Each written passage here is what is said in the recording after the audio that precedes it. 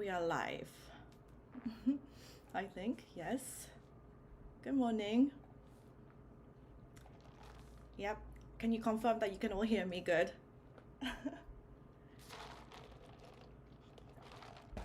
Can you all hear me? It's a solo live today because I texted David yesterday being like, so live tomorrow, and he was like, oh, I forgot to tell you, he has like an overnight stay in Yosu. It's like for work.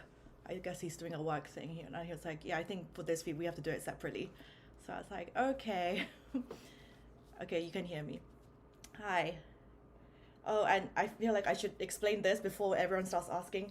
I have like this kinesiology tape because I think I mentioned like a couple of weeks back, but like I feel like I have carpal tunnel, and the constant like being on like the phone or like on my computer mouse, it like hurts. So, and I put this on, and I don't know if it actually makes a difference. It might be just like a placebo effect, but even if it's placebo, I feel like it does help me. So that's why I have this bright pink tape on. Exactly, Kino tape, exactly. Yeah, so please, like, I'm fine, but that's why I have this thing on. And also I got from Temu, or do you guys say Temu or Temu? In Korea we say Temu. But like I got like a mouse, and this is a vertical mouse. So usually your computer mouses, normal ones are like this, but this one stands like this. So your hand is like, it's meant to be in a put in a more comfortable position and less pain. And this was like $5. So, and I like it. It works. So yeah, how are we doing? Yeah. This I got like just like 5 minutes ago. This is the first time I'm trying on ajatsu. This means it's like it's basically like a peach iced tea with like a shot of espresso. And I this is my first time trying it, and because it's like a really trending drink,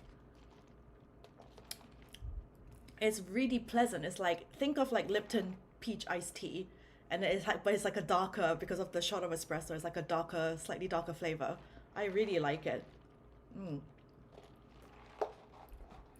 Yes, ergonomic mouse. Does it help? As in, do you mean the mouse? I think it does help. There's like research done online saying that if you use a vertical mouse, it's meant to, yeah, just put your hands in a more comfortable position. So I think it works. Speaking of Temu though, this was something completely random that I saw earlier in the week, but I don't know if you guys seen it. It's like gone viral on TikTok, but basically this girl ordered a croissant lamp from Temu, and basically she comes to the realization throughout the video that this is actually a real croissant. It's not fake, it's actually real. So I'll play the video, okay? So basically like she realizes that it's real. Let me show you. Okay, I'm gonna turn the sound all the way up. So I got this Temu lamp as a gift from my sisters. Can you hear it? And I had it in my room, and I came home from work after the hot day, and there was like hundreds of ants underneath it.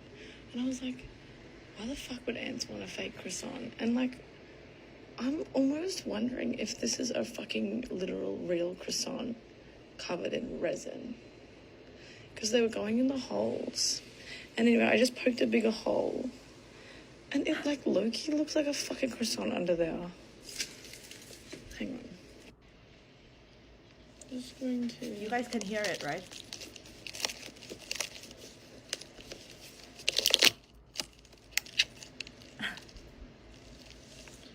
Dude, like, that looks like a fucking croissant. Are you actually joking me? Like, that looks like fucking pastry. Look at the crumbs. What the actual fuck, Temu? I guess there's one way to truly know, and that crumb just came out of there.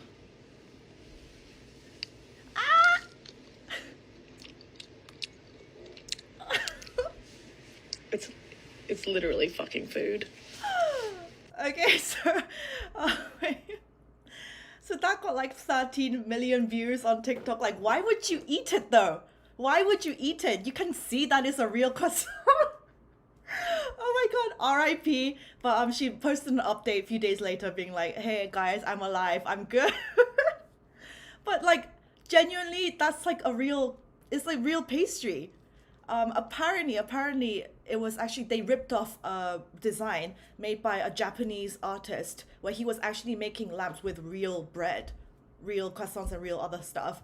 But apparently, if you coat it in like a resin, I saw this all on TikTok. If you coat it in like a special resin, then it actually preserves the thing and whatever. But like, so basically, Temu is like the knockoff version of that. But like the actual Japanese artist, he actually makes it like proper and it doesn't go bad or like ants don't eat it or anything. But yeah, the Temu version. um, but I mean, if someone gave me a croissant lab, I think I would. I think that's quite cute. Uh, I think I would use it. But in no way in hell am I gonna put that in my mouth. Yeah, it had ants. She said it. She found it and it had ants crawling all over it. So it's like, why would you put that in your mouth? Oh dear. But yeah, she's alive. She's alive and well. So the crazy stuff that you see on TikTok. Yeah, for this past week, I realized like I have been a bit MIA on YouTube and I guess like on Instagram stories as well. But I've just been like a bit slightly like off the internet for a while. I was just like, and I was feeling a tiny bit just like tired and burnt out from content and whatnot. But this week I'll get back into it.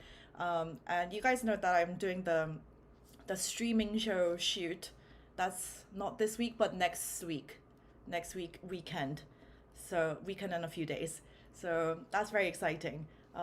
Obviously, I can't tell you until it actually airs. Um, I think I'm allowed to post the stuff on like social media once it airs so I can promote it. But that's going to be like January or February next year or something. So I can already tell you guys then, but that's very exciting. Other catch up talk. Yeah, so like the stuff that I've been seeing on TikTok, and actually next week is Chuseok, is Korean Thanksgiving. It's like from the 16th to the 18th. So I might see my family, all of my family, like this weekend. I have a big family gathering. But there was like a random family gathering that I went to my cousin's house a few weeks ago, and we all just gathered for some reason. And I saw some of my like newborn nephew for the first time. It's like my older cousin's brother's son. So I saw him for the first time. He was being the sweetest, most cutest baby, just like giggling, laughing the whole time, did not cry once. Just like the most angel baby that you could ask for, but he was very like he was constantly asking for hugs. He was very social. He was just like chasing after everyone, but just like not annoying. He was just very sweet and giggly, and I was just like, oh my gosh, if I had a baby like that, it made me have massive baby fever. Seriously, massive baby fever. But I know that's like, I know that most babies are not like that. I mean, that's it's like might be just that one day he was in a really good mood, but I was just like, if all babies were acting like that, I would totally be down for having a baby. And then so I had like massive baby fever, and then I went on TikTok and I was seeing these videos of couples. I mean, in Korea, I think it was like less common, but you guys do like gender reveal parties, don't you? Like there's so many things that you need to have parties for, like a bridal shower, baby shower, gender reveal party. There's so many like all these things that you need to spend money for.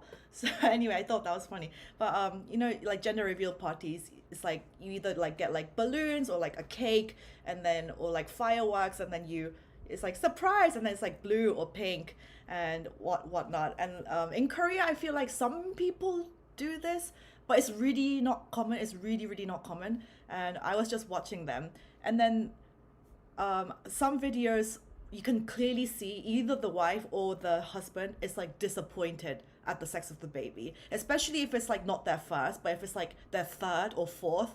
Like for example, there was like a video of a husband, and they had already had like three boys, and then they obviously clearly she was pregnant with the fourth, and they were clearly wanting a girl, right? Clearly you want a girl after having three boys. And so they did like the fireworks thing, and it was like again blue, and then he got so pissed off, like as soon as he saw the color blue, he just like stormed off. Like the wife was trying to like hug him and stuff, he just like stormed off. And like vice versa as well, like, you know, most moms like want a girl, you know, you want to like dress them up, like have like girly time with them and stuff, right? And then it's just like, yeah, clearly they're like trying for a girl, and then it's like after so many boys, it's just like, yeah. And you can clearly see either one of them is disappointed. And I'm just thinking, like, if you know you're going to be disappointed at a certain sex, like why would you throw this massive party and invite all of your friends and family? If you have like a slightly inkling of like a thought that you're going to be disappointed, you should just do it like at home, just you two. And it's like whatever the outcome is, then you're just like, okay, just like we'll just deal with it. It's like, why would you have this massive party and spend all this money and like do all that? Whereas David, I explained at the beginning, but he has like a work trip in Yosu, and he was like, I think for this week we should do separate lives, but like next week we should be back together. But yeah, he's on a business trip. So yeah, that like really I didn't understand that thing at all, but I definitely understand gender disappointment of a baby. I think that's a completely normal feeling to have. It's absolutely reasonable. And I saw some comments from people being like, oh, you should count yourself lucky. Some people can't even have children, so you should be happy with whatever sex you have. And like, okay, yes, that's true. Some people really can't have any babies, so it's like a blessing. But you are allowed to be disappointed, like especially if you have like three of the same sex and you really want like a different one. You are allowed to be disappointed if that's not the case, you know? And I think it's a completely normal and just like a human feeling to be disappointed if that's not what you wanted.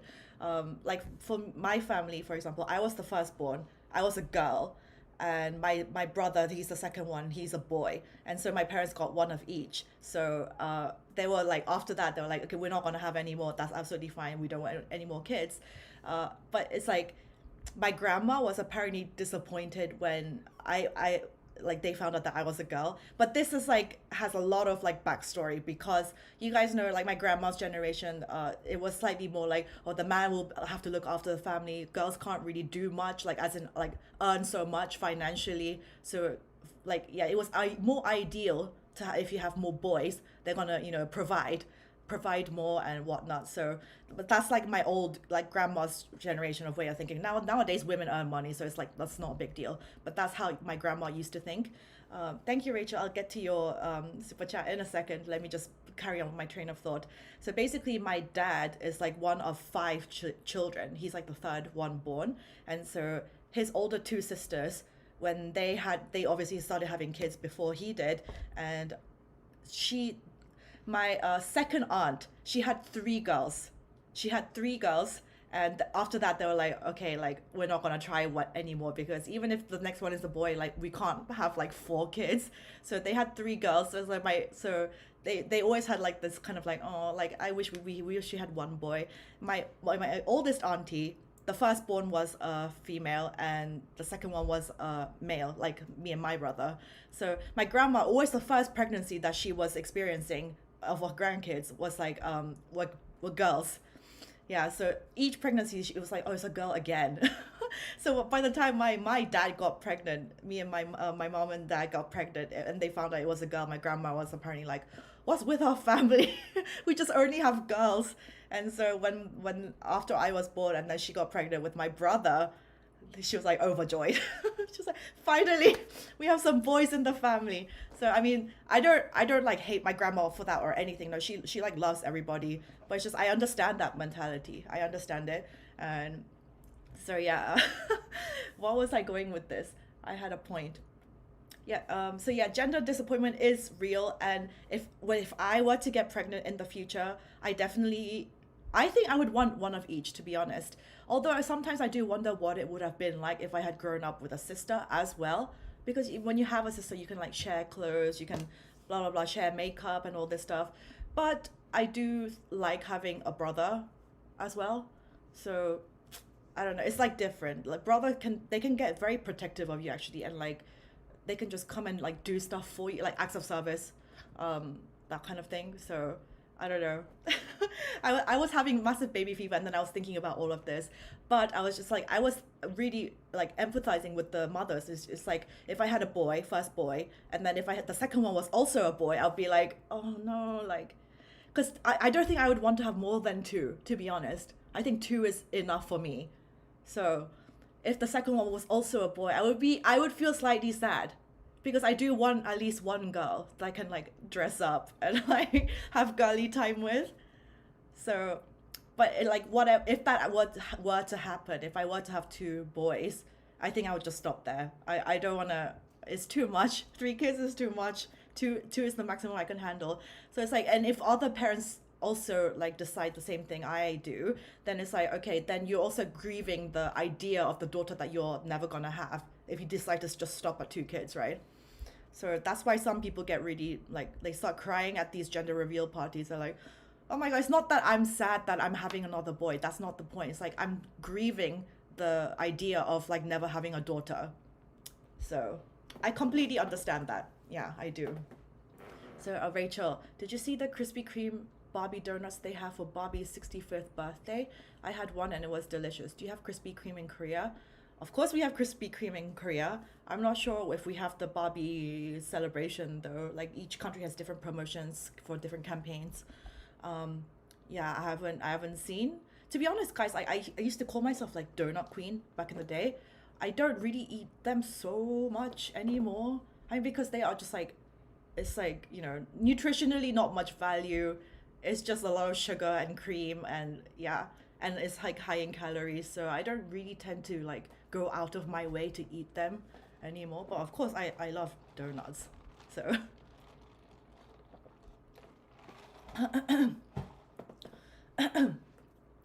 don't get face fillers. I'm gonna talk about that in a sec. But yeah, these were just the kind of things that were on my mind this week. Yeah, like, oh my gosh, I completely understand if um if I were to have like two of the same sex, and then I had to just stop. But yeah, and then, okay, the other thing was in the comments, if it was a video and a man was being disappointed at the fact that it turned out to be a girl, right? The comments would be like going off on him, be like, you are misogynistic, you are sexist, why are you being disappointed that it's gonna be a girl and not a boy?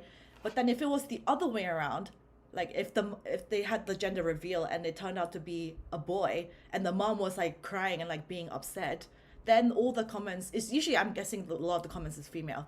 A lot of the comments were just like, oh my god, we completely understand, like, don't feel sad, it's completely normal to feel that way. So I did notice like a discrepancy.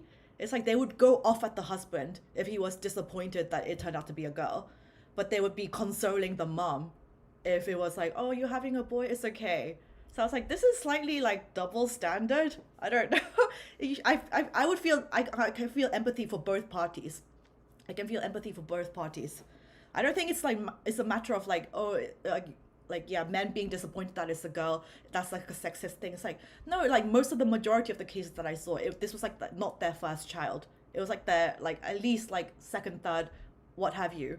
So like if you were hoping for one and you were disappointed at the outcome, I understand that. So, but anyway, I don't think it's like a, yeah. Because usually most men, if you ask them, they want sons, right? And if you ask most women, I think most women say they want girls. I think it's just natural. Like with like the men, they want a son to like play football with, like throw around, or like go to like sports games with. And as a woman, women want like a girl so we can like have bonding time. We can do girly things, go shopping, and like this kind of thing. I think it's a completely natural. Yeah. Do you, any of you guys have kids?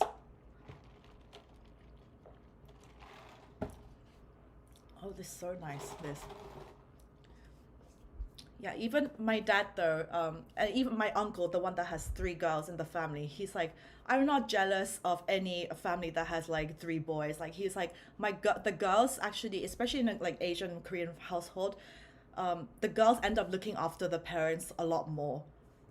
As in like, not like in a like financial way, but just like making like caring, calling, and like spending quality time. The girls are way better at doing this than usually like men in Korea, at least. So it's like nowadays, lot more people prefer like to have girls. That's what they say. So, I have just one daughter, best ever. Some guys like being a dad to girls since they can be their knight in shining armor. Yeah. Nope, single, dope. I had my son at 30 and daughter at 32. Ooh, okay.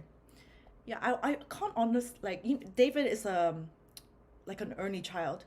Yeah, but for me, I can't imagine what it would have been like growing up with like no siblings. Because like, yeah, you can have friends at school, but like at home, like if you have nobody to like bicker and play with, I would feel like that's like, yeah, I really appreciated having a sibling growing up. We would just keep each other company. We would not be bored. So like, that's why I think if I were to have children, I don't think I want just one. I think at least two, at least. So that's my thought process. Yeah, I honestly can't relate to what an only child upbringing feels like. Yeah. And because I have such a massive extended family, it's really nice when we get together on like Chuseok or holidays, because it's like we have like 20 people in the house, and then it's because it's so much fun. It's really so much fun. Like, you know, like when you see the Kardashians, like yes, like they're, you know, whatever, they're very privileged and like they're a bit dumb and whatnot, but it's like I really like the fact that it's like, I mean, I am envious of the fact that it's such a huge family dynamic, and obviously they all like support and like, you know, look out for each other, and I'm especially jealous of the kids. Like they're born into like, you know, billionaire households. So, but the fact that like all the cousins, all the little kids, like the kids are around the same age as well, so it's like you have best friends like just from the beginning growing up. It must be really nice.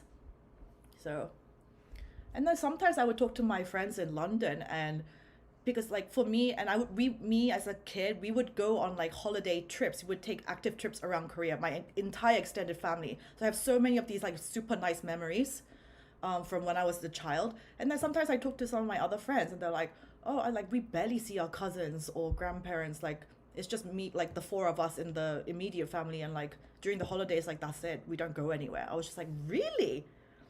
So I'm blessed, and that is why it is nice to have more children. But obviously nowadays it's like financially it's a burden and blah blah and what have you. So, but yeah, I like having a big family.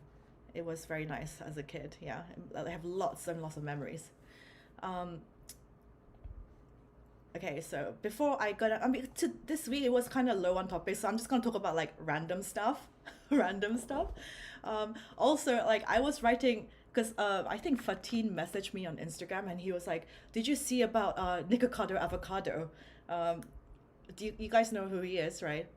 So I was actually writing a video script for a video that was going to be about like Korean dieting, Korea weight loss, blah blah blah, and stuff like this. I was writing the script for that, and then the Nikocado Avocado, he's like he was huge, he's a huge mukbanger, and then he dropped a video a few days ago, and he got super skinny.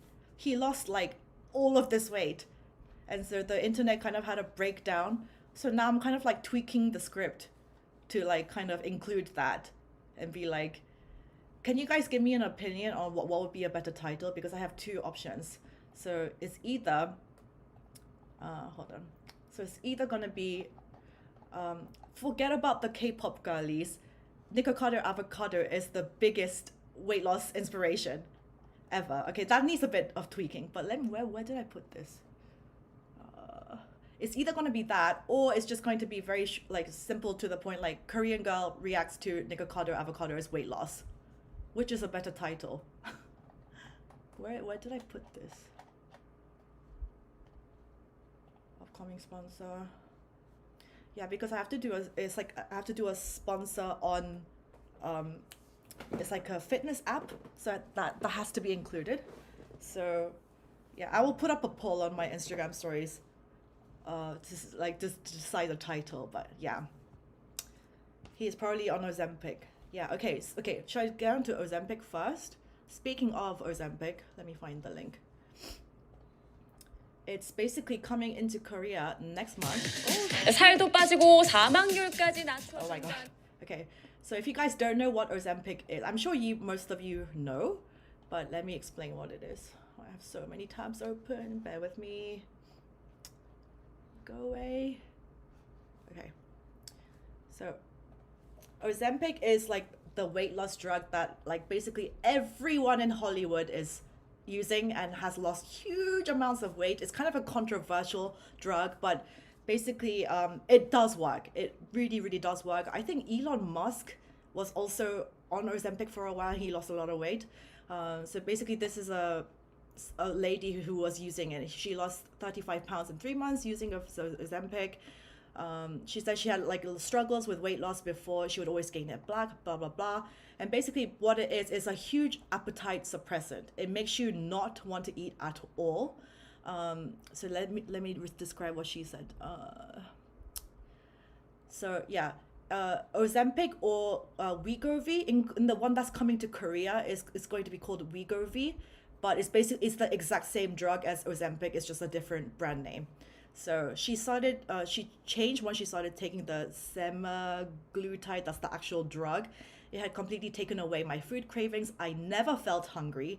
Even coffee doesn't sound good to me most of the time anymore. It really slowed down all of those compulsive eating habits that I had. And so she was taking that, so she was obviously eating far less food, which means far less calories, and she started running and doing fitness. So she went from a size 32 jean to 27, and from a 38 double D to a 38 double D to a 34 double D. So she lost her, like around her like section. The weight just melted off me, but I did experience side effects from that drug. One was nausea. I was injecting in my stomach for quite a few weeks, then in my thigh. When I injected in my thigh, I did not experience any nausea at all, but when it was my stomach, I was nauseous for at least 2 days.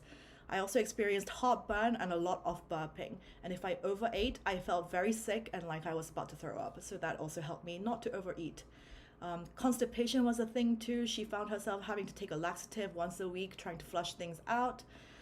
So yeah, Ozempic. And basically it can be a miracle drug if you can actually use it to start implementing healthy habits into your lifestyle.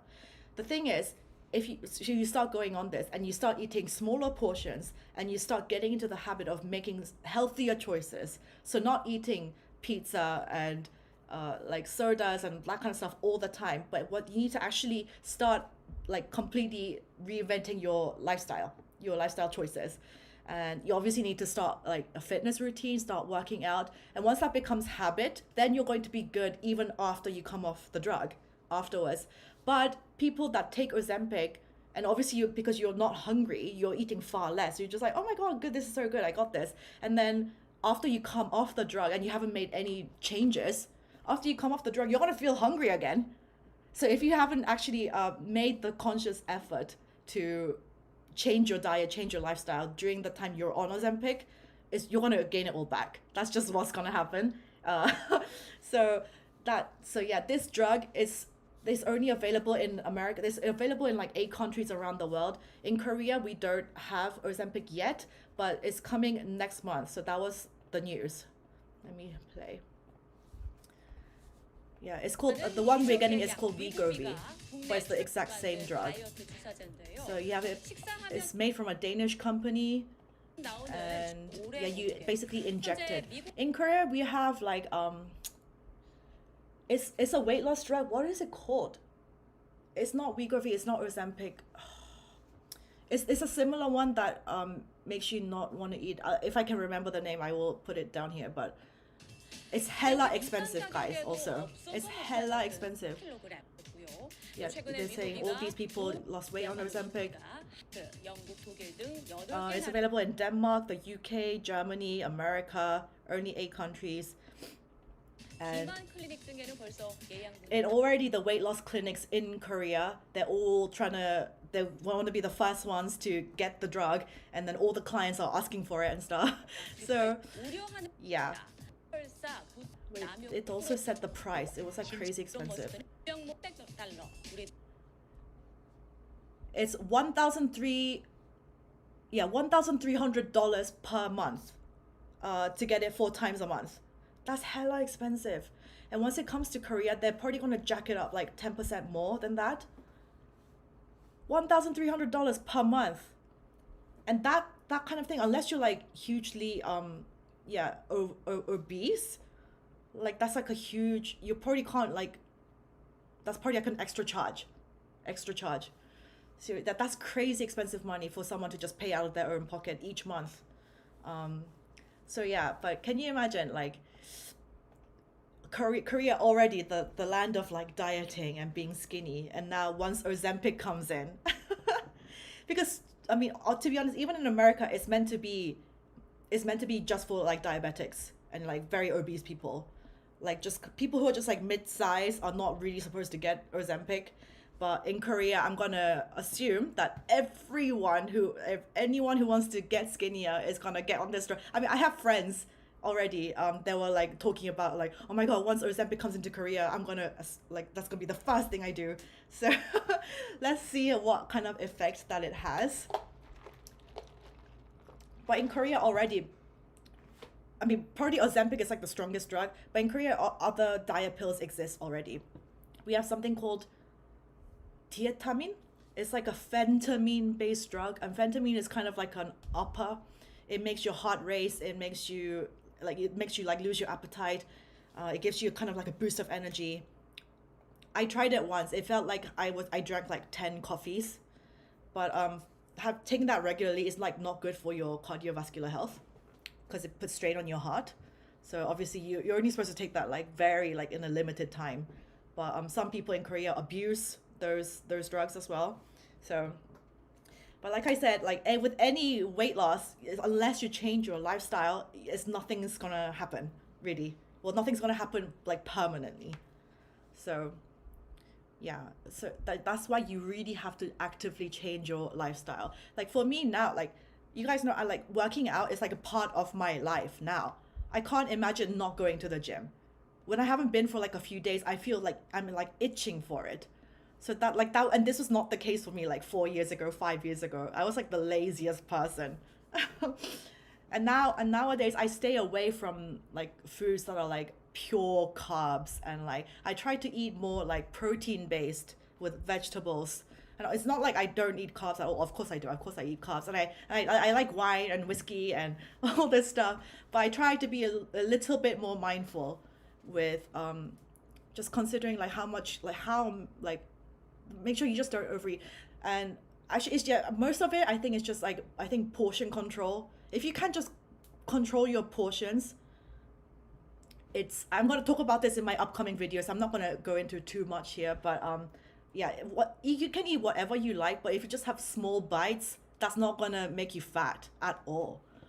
So yeah, I want to save it for my video, but yeah, actually one of the stories I brought, it was going to be about tteokbokki. I was going to talk about this later, but this is like related, so I can talk about this now. But there was like an article saying, you guys know tteokbokki? It's like the rice cake thing.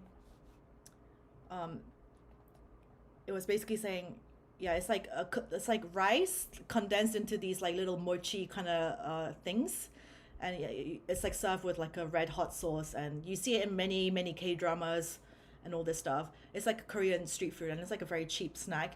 And what the article was saying, yeah, there's like now there's so many ready to make tteokbokki packages on the market, and you can just make it really easy at home. It's like a meal kit basically. Yeah, so it's like very easy to prepare, and they're like flying off the shelves and whatnot. For me, like tteokbokki, because it's literally pure carbs, it's like hardly has any nutritional value. It's like high in sodium, quite high in sugar, it's spicy, and it's just, there's basically no protein. It's just like carbs and fat. And when I had a personal trainer, and they were like, the number one food that we tell clients not to eat is tteokbokki. He was like, that's like the worst thing you can eat if you're like trying to watch your weight, because yeah, it's just extremely condensed carbs. So it's like really rarely will I eat tteokbokki these days. Just like, and stuff like, yeah, noodles like prudak, I rarely eat. I don't even have like any ramen in my apartment. I don't like buy it, I don't keep it, because it's just like I'm just like I'd rather have something more nutritious for myself. And once you do start doing weight training, you need to eat a lot of protein to like maintain your muscle. So I try to always, even if I'm gonna have something like a bit naughty, then I'll be like I'll go for like fried chicken, or like something like has protein, like yeah, like meats. Like I love like any sort of meaty dish. Um, so I'll trying to go for that instead of like a tteokbokki or a pizza or like a noodle dish. Yeah. So that's my philosophy. But not saying that fried chicken is like really healthy either, because that's like fried in oil and whatnot, but it's still giving me like protein, like nutritional value, compared to like those kind of things. It's just like it's just carbs. Yeah. So yeah, so that's what my personal trainer always told me. Like the number one thing if you're on a diet, they're like you should never eat tteokbokki ever. So, but do you guys like it? Because I know it's not all foreigners like tteokbokki. They find the texture a bit weird or whatnot. Do you guys like it?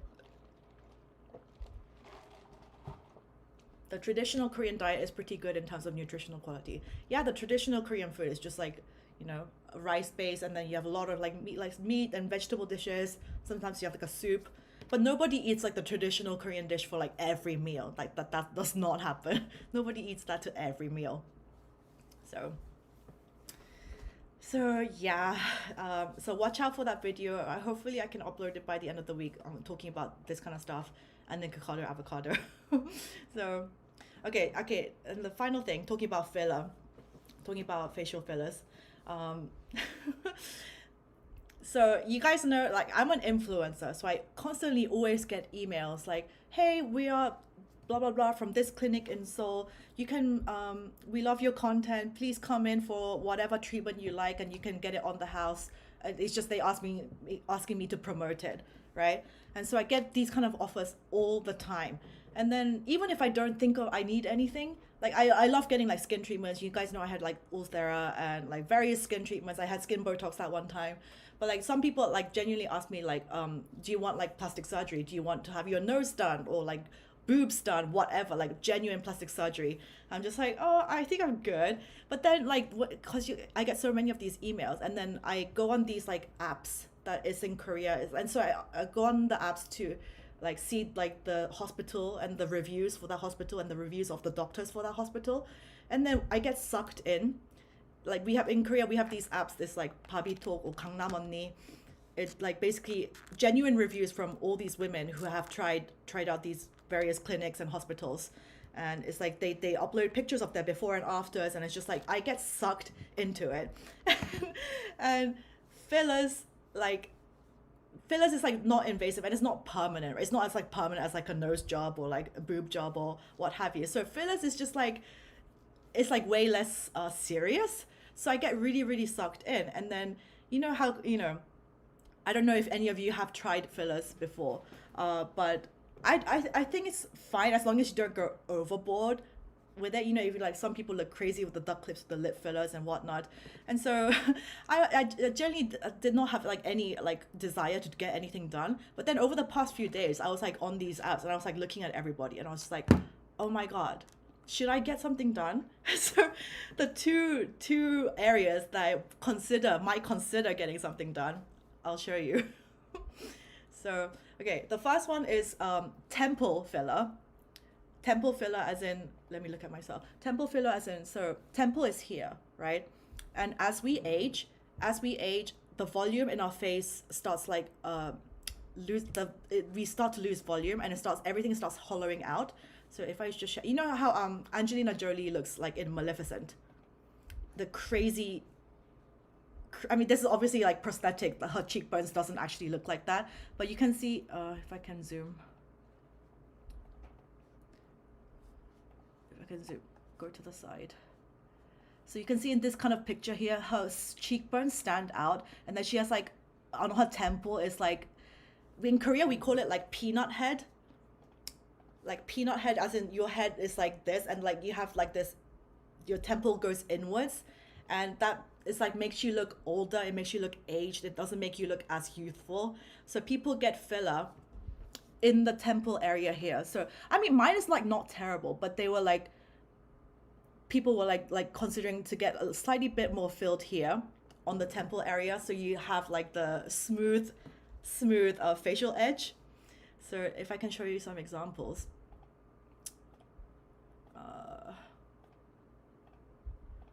Wait, where was the link? Okay, I can show you here. I don't know if you guys, I think this is not a Korean one, but this is also, you can see in the left, her temples by her eyes is like, it's like sunken in. And that will only get worse with age because we lose volume in our face. And then the right is like she has her temples filled. And there is a difference. And people get this done. You can get filler in whatever like areas of your face where you feel like you've lost volume. But and this is also maybe like a Korean beauty standard. I in the West or in America, like you guys find like, you know, like high cheekbones like really like beautiful and stuff, and like yeah, it's like nice to have like prominent cheekbones. In Korea, it's like people don't like that as much. They want like, if you have really prominent like cheekbone area, they like, oh, like they want like less angles on the face. Yeah, less angles.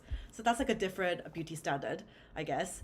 And so I think getting slightly like touch up here on the temple, I don't think it's such a bad idea, but I'm still, it's like not decided, like thinking about it. So yeah, that's one area. And then the other area that I literally was not thinking about it a couple of years ago, but now that I've seen it so much in Korea is forehead filler.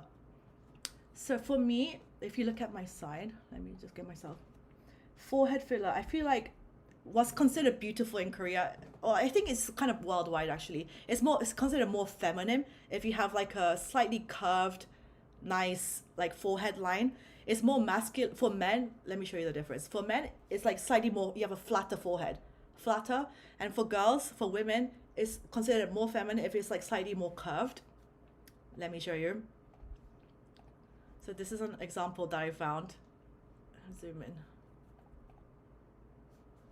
So this is like what's considered a masculine forehead. You have like a very protruding eyebrow, and then you could have like a dip in the middle of your forehead, and it can look bumpy. And sometimes when light hits you on your face, it looks like you have like shadows on your forehead. And so if you have like this protruding eyebrow, it's considered more masculine. Whereas the ideal feminine forehead is like you have this curve coming from the head to the line. Yes, you have this curve here, and then it goes in, and then your nose is like, that's considered like a nice feminine side profile. Does this sound crazy? But this is really what's considered like most ideal. And so basically I feel like my forehead right now looks like the one on the left. It's not like my forehead's like not like terribly flat, but it's like I would like some like a little bit more added volume in the space where I feel like it's like slightly flat. And so, and that is like the amount, the one in the right, that is like the ideal amount that I would want to get. Nothing more than this. Because I've seen, sometimes I walk around like Apgujeong or Gangnam, and sometimes you see girls that have overdone with the forehead filler, and they look crazy. Like there's like a meme, let me show you. There's like a meme that like makes fun of these Gangnam onnies. That's what they look like. Let me zoom in.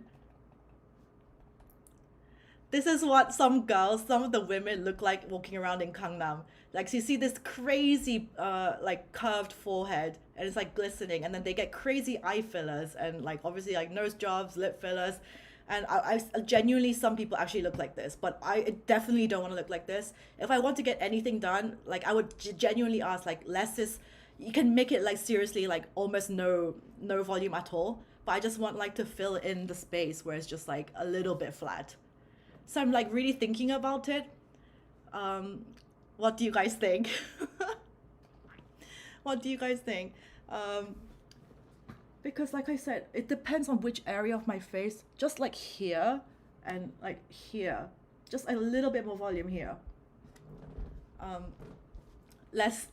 think about it. But like, if I want to get anything done, then I genuinely want to do my own research and go to like a proper, like the best clinic I can get, rather than like a freebie from like a random clinic. You guys know, because you guys know when I had the skin Botox. Also, it's a bit wary of like putting things in your forehead, because when I had the Botox, it like made my head feel like my eyes heavy and my forehead drooped, and then I told you guys like it made my eyes smaller. Obviously now it's gone back to normal, but during like for a few weeks I was like, oh my god, my eyes have definitely like, because your forehead is heavier. So I feel like with fillers that could happen. I also have another Onni friend who recently got something done for her forehead, but it's not filler. So there's two options you can have. You can have filler, or you can get lipo from a different section of your body, whether it's like your thigh or your stomach. You get lipo, you remove the fat, and then you put the fat on your forehead. So there's two options you can get. So apparently, because like with filler, there's like a chance that it can move, and I did a ton of research, but if you don't look after it well, that sometimes, or if you put like on a helmet, or if you do something, you can, some people like press on the filler and it can like move, it can migrate and all this stuff. So that's like the bad side effect of filler. But if you get lipos, you get genuine fat that was on your body and you put it on there, it's apparently a lot more natural. But it's like that has side effects too, because if you're a normal human, and you put fat here that was like meant to be on your stomach, if you gain weight, then you're also going to gain weight on your forehead. So it's going to get bigger, or vice versa. If you suddenly like lose a lot of weight and you get skinny, then there's like literally like no reason for you to have done it, because it's going to all go away. So it's like there's like good and bad sides to both. So I'm really just thinking about it. But like I said, if I were to get anything done, then I just really want it natural. And obviously I'm like very concerned about like making my eyes smaller or whatnot. But yeah, so let me show you this. So yeah, that's considered a masculine forehead. And when I look at my brother, he has a similar forehead to this. A lot of guys have this kind of shaped forehead. I don't know many guys who get filler, but a lot of girls do, because it's definitely considered more feminine. And there are some like K-pop idols, like Korean celebrities, that I consider have the most beautiful foreheads. So Karina is one of them. Everyone says she has like we call it tusang. She has a very nice shaped skull. So if you look at her head, it's like she has very round everything. The round back of her head, like very nice side profile from her curve of her forehead going down to her nose. Karina is known to have very, very nice side profile, and the forehead curve is like a part of that. It's very feminine looking. Like that is like the amount of volume I would want, nothing more. Yeah. Some people go overboard. Yeah, she has crazy pretty like side profile. Yeah, so she was like born with this. Also, the other thing that I'm insecure about, she has like a very round like back of the head as well. You see? I mean, yeah, obviously that's also like the hairstyle as well, but in general, she has like a very round skull. For me, I feel like I have an extremely flat like back of the head. And I feel like this is quite common with like Asians. I don't know if that means like my parents just like laid me down on like as a kid, because as a baby, that actually is a thing. Like, you know, when you have babies, you're supposed to like keep turning them around when they're sleeping, because if they sleep on one side too much, then their skull actually changes shape. If they sleep on their side, then their skull can also get squished. And if you sleep on their backs all the time, then you can get a flatter head. And for me, I don't feel like when I tie my hair in ponytails, I really feel like I have like a flat back of the head. And so I have to do stuff with like volume and whatnot. Like I was watching this like girl. Flat with a ponytail. That's literally how my hair looks when I tie it in a ponytail.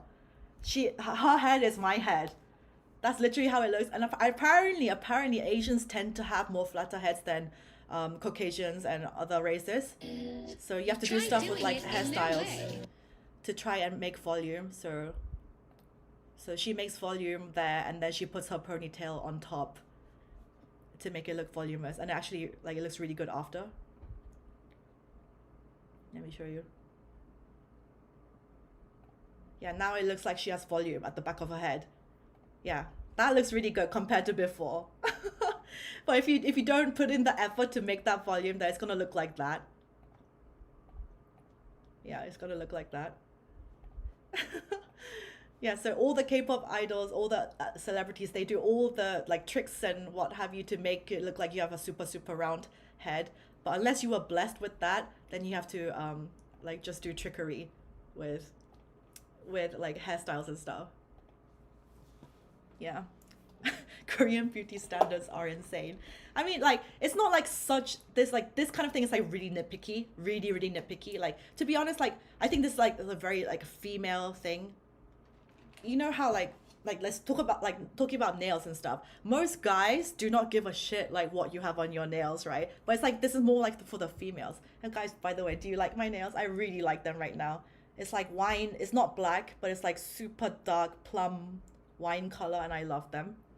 But yeah, like if you talk, most guys you talk to, they're gonna be like, we don't give a shit, like literally what nails you have, don't give a shit at all. They actually don't like it if it's like too much glitter or like too crazy colors. They prefer like simple nails. But it's like it's like very much like a girly thing. And I don't think like most guys you ask, they're gonna when they look at a girl, they're not gonna be like, oh yeah, she's pretty, but like her forehead is a bit flat. Like they're not gonna say this. But it's just like for the girls, it's just like we like we like very very nitpick into our appearance, and so wait, did I miss a super chat? Did someone say I missed a super chat? Let me see. No, I don't think I did. I saw the ones from Rachel. Okay, so yeah, so this is the kind of thing I was thinking about. Let me just Google. Like there was some other. Okay, no, wait, this was interesting. So this is like from a Korean blog that I saw. This is like the shapes of skulls. And what it's saying is like most Asians is like the one on number 3. We have like a very kind of round, like circular head. That's like kind of like all around kind of round. Except, I mean, for me, I can't relate because I have like a slightly flatter back of the head. And they're saying number 2 is like what most like Caucasians. You have like slightly narrower, but you have like a longer skull. So, and then number 1, they saying that's like most common in like African Americans. So that's like the shape that's most common, and like Asian apparently we have number 3 is the most common. And this is a Korean baseball player. He's like very famous. I guess, and he played in the Dodgers. Yu Yeonjin, yeah, that's his name. And apparently he could not fit into the normal helmets that they had. He had to like make his own from Korea, because he's saying the red one is like the perfect shape helmet for him. It's like more round, and the black one is what the major league players wear. It's slightly more like oval shaped, and that did not fit his head, so he had to get his helmet like specially made. So also with race, it's like there is a difference. So I think I found that really really interesting last night. So yeah, even maybe Otani has like a different shaped head. I mean, obviously, even within the race, it's like slightly different. I'm not saying everyone is like that, but yeah. And even with like Hollywood stars, you can. I was googling this yesterday, so let me give you examples, guys. So with Korean celebrities, if I Google like 두상 예쁜 연예인, there are definitely some people that come into mind. Basically, anyone that can do like that looks nice with like complete slick back, then it means you have a nice forehead. Like Karina that I showed, for example. And for example, if the one that like really was like known for having famous forehead is like, Tara, Sandara Park from 2NE1. We know when they first debuted, she had those crazy hairstyles. Hold on. Crazy hairstyles, but she managed to pull them off because she has a really nice skull, nice shaped head. And in terms of like American celebrities, like people in Hollywood, I'll show you. Like I think like Bella Hadid has a really nice shaped head and side profile. Let me show you. Yeah, she has a very very nice forehead. The curvature of her head going down to her nose is very nice. Oh, can you guys see this? I'll zoom in slightly. Yeah, she has a very, very nice forehead. And that's why she always looks good with like her hair slicked back. You see? But for this kind of hairstyle, you also need to have like a super good hairline as well. It's not just about the shape of the head. You need to also have a really, really good hairline. But yeah, she has a very, very pretty side profile, and that's like the ideal feminine. And also people like I think Audrey Hepburn. Obviously, she's a classic beauty, right? Yeah, she has a very, very nice side profile. It's like, obviously, you can still be beautiful without this. Of course, you can, because there are many, many people who are considered so, so beautiful without this curvature of the forehead. Like, for example, like, I was looking at this yesterday. Which was the celebrities that, like, for example, you got Zendaya. Yeah, Ariana Grande. That's why her hair is always up in a ponytail. Zendaya, people find her super beautiful, but she has a slightly flatter forehead. It's slightly more masculine. Can you guys see this? Hold on. Can you zoom? Oh, I don't know how to zoom in on this without it going funny. But yeah, Zendaya, she has like a slightly flatter forehead, if you can see. And in Korea, if like most women, if you have this slightly shaped forehead, most Korean women will be like, oh, I want filler there. So, but still, it doesn't really matter as long as you have good facial harmony. You know, it doesn't really matter. But what Korean women to be like the ultimate like feminine forehead, let me show you the Korean celebrities that are considered to have beautiful foreheads. This is Kuara, the one that was in Kara, the one that was like part of Burning Sun scandal. Now she's gone. She was considered to have very beautiful forehead. And that's why you look good with your hair slicked back. Yeah, she has extremely nice curvature. Yeah, so she was one of the ones that was known to have nice forehead. Let me go down this list.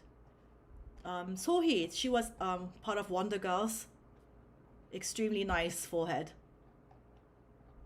and side profile. Yeah, you see, really not many people can actually do this kind of hairstyle. Yeah, look at her forehead, and this is all like natural. For me, if I were to achieve this, I have to get filler. Yeah. And the other one is like, yeah, like I said, Tara. Let me go down. Oh, Kim Tae. She is like one of the most classical, beautiful actresses of Korea. You guys might not know her because she's not very active these days. She's married to the singer Rain. But in the early 2000s, she was like the most beautiful woman of Korea.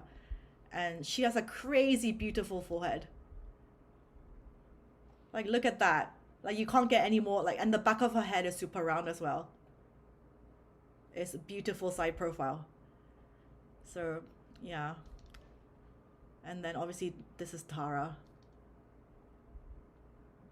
Like, how many people can pull off this hair? Really not many. And she has a very, very nice shaped forehead. Yeah.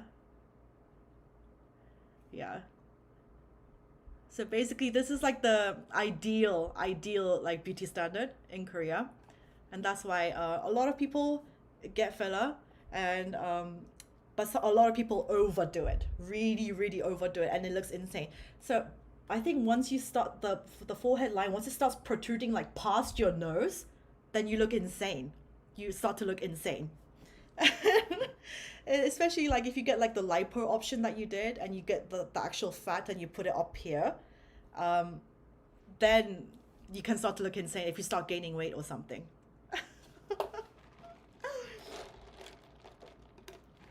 So this is what I'm thinking about.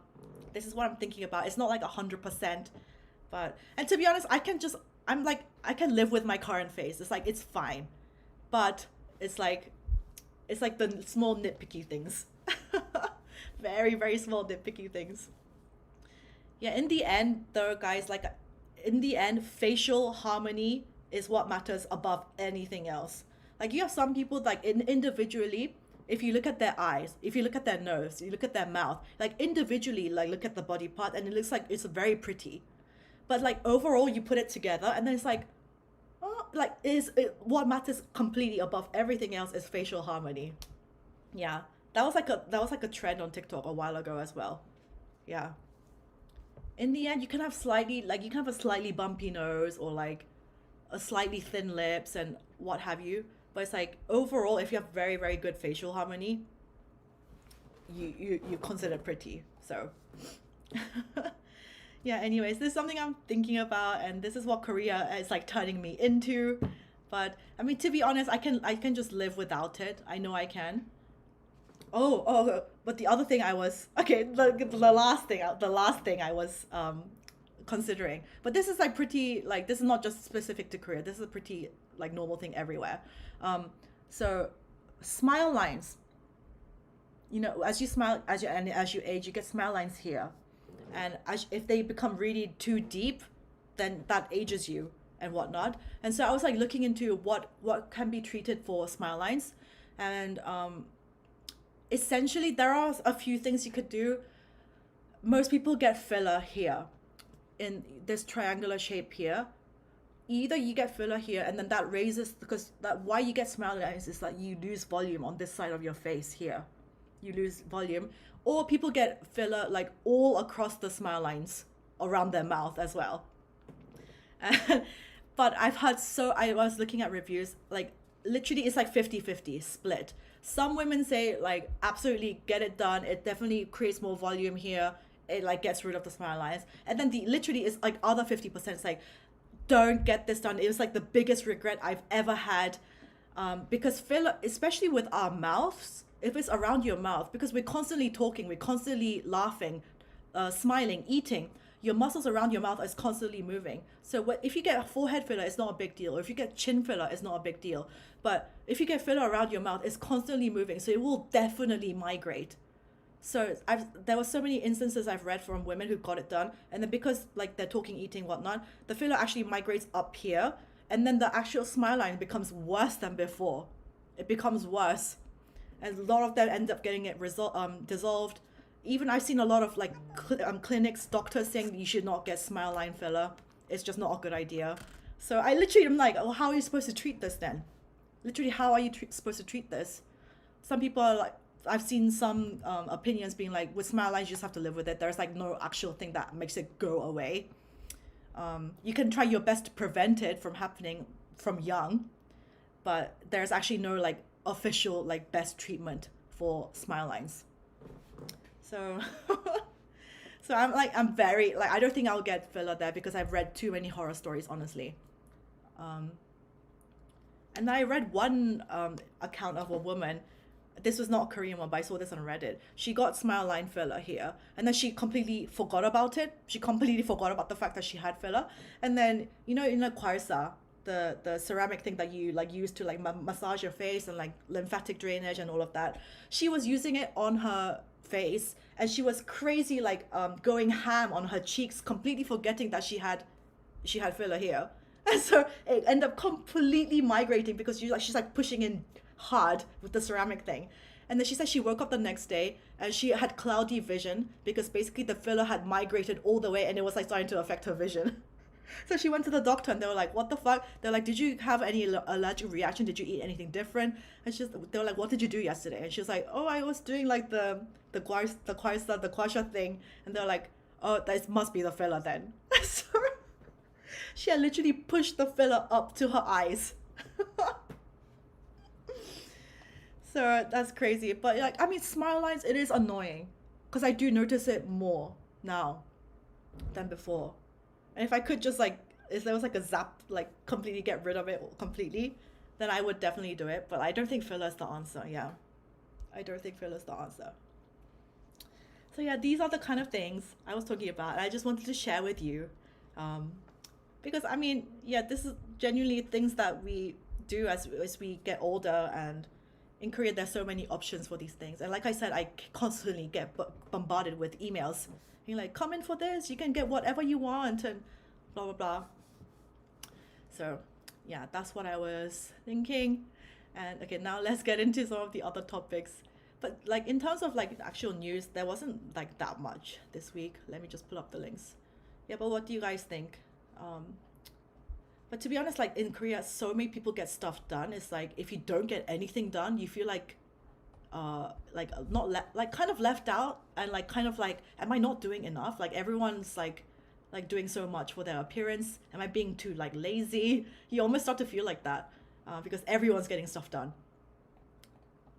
Even my dad and my uncles and my aunties, they've all get Botox like on the regular. I mean, my dad loves getting Botox, to be honest. He's like, oh, my wrinkles disappeared. What have you. I'm just putting up the links, so bear with me. Okay.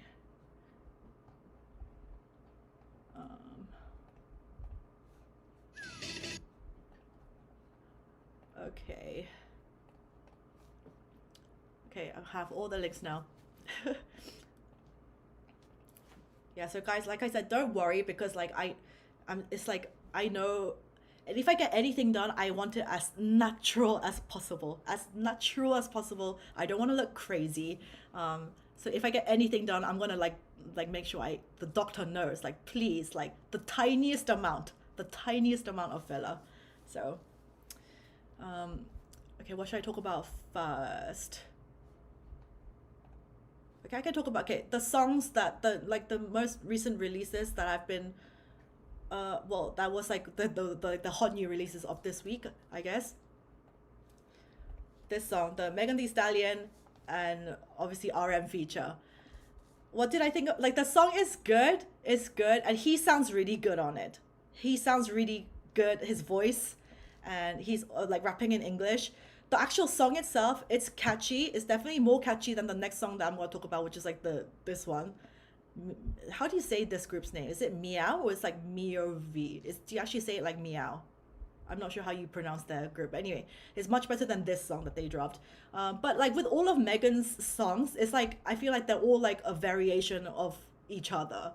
Like literally all Megan's songs sound like the same. Not that, but if it's a bop, then it's good. But like she has so many like songs to me that sound super similar. It's like another variation part two. But yeah, I mean the song, it's probably gonna get played in clubs a lot, and this is a much better song than this one. Basically, is what I was trying to say. But I was trying to I had it just like on a blind listen a few days ago, and I was just like, what are they saying? Like I had to go look up the lyrics because I was like, I genuinely don't understand what they're saying. Don't understand. But yeah, so that's like a release that was hot this week, and then this one, this is like the new Teddy group. Teddy is the producer that worked for basically for Blackpink. He wrote all of their songs. He has his own label now, and this is like the new girl group that he launched. How many is it? Is it 4? 5? 5 girls. Yeah, it's the Black Label's new girl group, and they were hot because especially the one called Ella.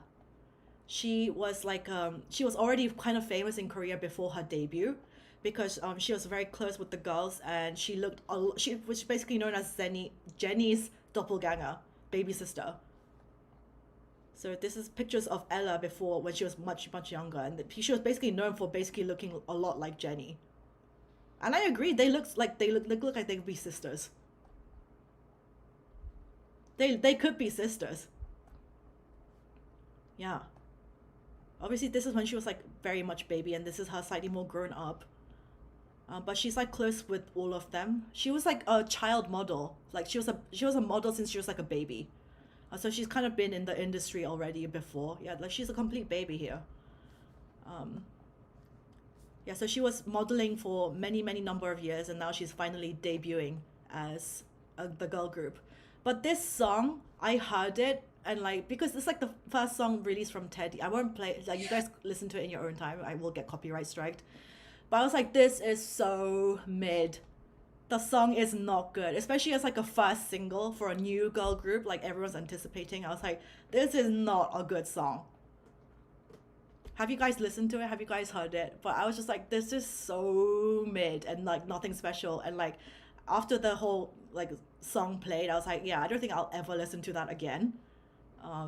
Have you guys heard this song?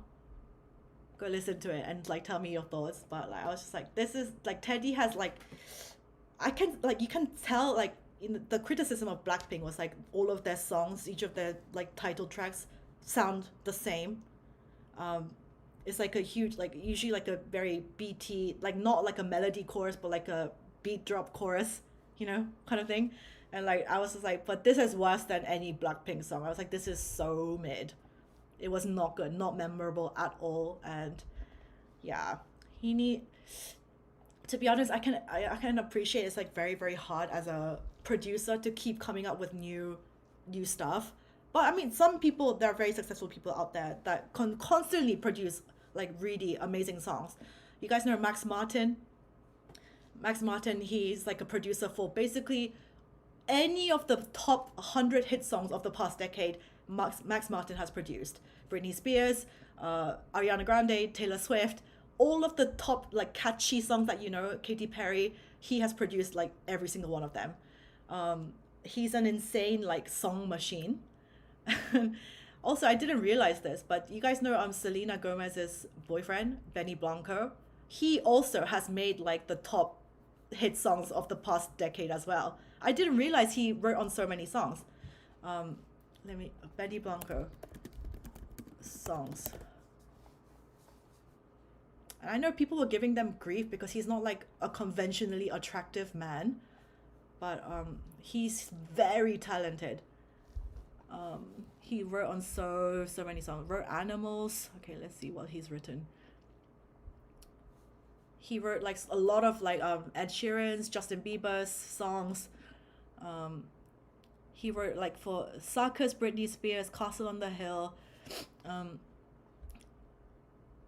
Dive, Dirt.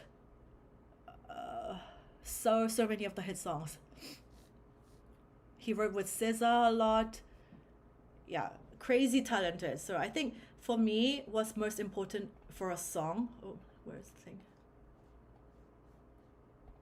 Okay. For me, like, what's most important for a song is, like, not the lyrics. It's definitely about the melody, the music. Upon first listen, the melody has to have something so catchy, something that will, like, hook you straight away. The lyrics is, like, second after that. I know some people are like, I listen to lyrics first and foremost above everything else. For me, definitely. And I think Max Martin, apparently when he was writing with Taylor Swift, he was like going on and on and on. He was like, focus on the melody, focus on the hook. You have to, any song is like all about the melody. And I think it's right. If you think about all the, like Teenage Dream or all the top hit songs, it's just like, it's definitely about the melody. And then lyrics come after. Yeah, Max Martin is Swedish. And actually, yes, the Swedish songwriters, they have like a huge grip on the industry. I think they're just like meant to be the best for some reason. So they're crazy talented. And I think Teddy is becoming a little bit stale, in my personal opinion. Yeah. Like the Swedish songwriters, they have like boot camps. All the best artists write with Max Martin and that crew. And apparently he's crazy expensive. Speaking of, but this was on news. So Jennie is signing with, she has signed with Columbia Records. She posted this on her Instagram. Columbia Records is like a part of Sony Music label, and they have like Beyonce, Adele, Harry Styles. So this probably means that she's going to release new music soon under this label. I wonder if it's going to be like completely all in English. I probably most likely, right? I think that means it's probably all gonna be in English, and she can speak English, and yeah, it's probably gonna be like a international release. But yeah, Columbia Records. I think the huge other one is like Universal Music Group. That's like the one like Taylor signed to there. I think BTS is signed to Universal. So Columbia is like the other big label. But yeah. Anna coming out as a Max Martin stan. Literally though, I have so much respect, because it is not easy to be having like a 20-year career in songwriting and be constantly producing hits. It's really not easy. Yeah, it's just crazy talent. Because like with music as well, it's like I know it's like there's so many like notes, different notes and melodies and combinations that you can add together and have it completely original, right? It's actually super hard. But to make it super catchy but original and like not dated, super hard. So, okay. Random news. I mean, this is kind of, me and David talked about this slightly before, but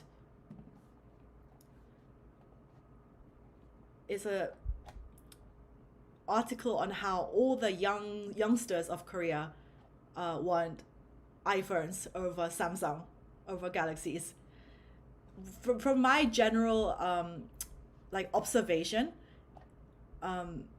girls tend to use iPhones more. Most girls like be like, if I have a phone, it's gonna be iPhone, and I feel like a lot more guys have Samsung Galaxies. This is just from my observation. And now they're saying middle school students, 12 years old, they want sorry, I'm about to burp. Yeah, middle school students, they don't want a phone that's not an iPhone. She already owns, the 14-year-old already owns an iPhone and an iPad. If she go to get a smartwatch, she would choose an Apple Watch to add to her collection. She says the Samsung brand feels bland, catering to people of all ages, but not appealing in any particular sense. In South Korea, clear preference for the Apple brand is becoming an age marker, particularly when combined with the usage patterns of daily apps for chatting and searching. Yeah, people find like they just consider, because a lot of like our grandpas use Samsung Galaxies, they just consider it a little bit like old-fashioned, and they just like the aesthetics of the iPhone. And this is also a thing in America, no? I've definitely seen like phone conversations of like, oh, it's a red flag if his texts are green and not a blue one. I've definitely seen that conversation happening. But it's just in Korea, I see a lot more females using iPhone because they just they prefer the pictures taken with the iPhone. Also the emojis. I definitely like, to be honest, I wouldn't, if I had a second phone, I wouldn't mind getting a Samsung. I really wouldn't mind. For me, because I'm all in the Apple ecospace, my MacBook, my everything is all Apple, and I cannot live without AirDrop. But when I have to transfer a lot of files, I cannot live without AirDrop. So that's why I prefer Apple. But if I like were to have like a second phone for vlogging and whatnot, I totally wouldn't mind getting an Android. And I also saw that the new Google Pixel phone is meant to be hella good. New Google Pixel phone, meant to be really good. And it's just like, I definitely, when I look at the emojis, because when people post on Instagram stories and they put emojis in their stories, I can definitely tell, you can immediately tell which ones are iPhone and which one is like Android. Because the Android emojis, I'm sorry, but they're like so, they're different from iPhone emojis, and to me it looks so old, like old-fashioned, that if they could change the emojis for Android, I would definitely consider like buying one, like for sure. But I just hate the emojis on Android. It's definitely different. And yeah, so, but I mean, I definitely don't judge anyone that has an Android. I don't, but you know, when you're kids, when you're teenagers, you like have that silly face where you care about that kind of stuff. For me, at my current age, I really don't care. And like I said, a lot of the guys that I've dated in the past, I've definitely noticed like most of the guys use Samsung Galaxy for some reason. And in Korea, there's like a lot more benefits to you having a Galaxy phone compared to an iPhone. Like I said, we don't have like Apple Pay everywhere in Korea, and Samsung Pay is much more accepted readily everywhere. So it's just easier for you to have a Samsung, and also easier much to get like after service if your phone gets broken. We have Samsung stores a lot more like everywhere in Korea compared to like Apple. Yeah, it's for Apple, it's just like the marketing game. They just want at like, yeah, marketing and making their product seem like the most premium, the most, you know, the best. Like for example, like I have AirPod Maxes, but definitely if you ask like any tech review expert, they're like the AirPod Maxes are definitely not the best on the market. There are far better ones, but it's just the AirPod Maxes are the most expensive. They look more the most premium, but in terms of the actual technology and whatnot, they're definitely not considered the best headphones out there. But it's just marketing, yeah. And also we don't have the Find My feature in Korea. Korea's apparently the only country where Find My doesn't work. So Find My is like an app where you track the locations of other Apple devices, and you can share your location. You can share it with your friends and family so they know like when you're coming to their house or whatever. So some users have speculated that the Find My absence is related to the country's national security policies, but the Korea Communications Commission recently clarified there's no such regulation restricted the service. An online petition calling for the company to bring Find My to Korea circulated in online communities back in August, collecting thousands of signatures. But now, so Apple has said that it's going to be available finally in Korea in spring of 2025. Finally, we have the Find My. But for me, because I actually bought my iPhone from Hong Kong, I had it shipped from Hong Kong. I have the iPhone 14 Pro, I bought it. I had it shipped from Hong Kong as soon as it released, and that means I actually have Find My on my phone for this reason. But if you bought a iPhone from Korea, then it's not gonna have this feature. And also because I bought it from Hong Kong, I actually have a dual SIM, which is most Korean phones won't have. So I can put 2 SIM cards in here when I go travel, whatnot, and that's really useful. So I'm really glad I did that. But I think I had a question, because for those of you who own iPhones and you live in America and other places, do you guys actually use the Find My feature to like share, like track your location with like your partner or like with your family or your friends? Because in Taylor Swift's new album, she has like a thing where she has a line about like, oh, you forgot to turn your location off and I can see you walking into some bar and you broke my heart, and this kind of thing. It's like, do you guys actually genuinely share your location with your boyfriends, girlfriends, husbands? Because I'm like, do people actually do this? Because I have never done that with anyone. And like I said, if we don't have Find My in Korea, but I've never once even considered or like thought about like sharing my location with people. Do people do that in relationships? And like, I don't know how I would feel if somebody asked me to do that with them. Yes, for my kids. I understand with kids, for sure. For kids, it's like for safety. Yeah. Oh, a lot of people do. Wow. Yeah, I don't want to be tracked. Yeah, with hubs. No. Yes, we all do. I also use it for my pets. They have air tags on their colors. Oh my gosh. Yeah, in Korea, we don't have the air tags either. I know a drunk girl whose parents constantly track her. So how does that work? Like, you go into the app and then you're like, to the people that you want to share your location with, you like send them an invite or something? You have to like ask them like, hey, like, can we share a location? And once you've shared, is it like on the phone, on the app, like all the time? Or do you have to do it like every time? You have to ask for permission every time? Or once you've accepted, it's like you're constantly connected? Is that how it works? Because I don't know, like, I can imagine if that feature comes to Korea, I can imagine a lot of insecure, jealous, like either girls or boys be like, you share your location with me all the time, so that I know that you can't like cheat on me and whatnot. Okay, yeah, you only need to ask for permission once. Okay, one time only, and then you leave it on. Wow, that's crazy. Honestly, if a boyfriend asked me to like share my location with him all the time, not that I have anything to hide, but it's just like, I don't know. Like, I don't know how I would feel about that. Yeah, it's a bit, yeah, I genuinely don't have anything to hide, but it's just like, it's just never like a thought that's even occurred to me. So yeah, they can constantly track what you're doing or like where you're at, I guess. Yeah, so I mean, if it comes then for people who do cheat, then that is going to be a problem.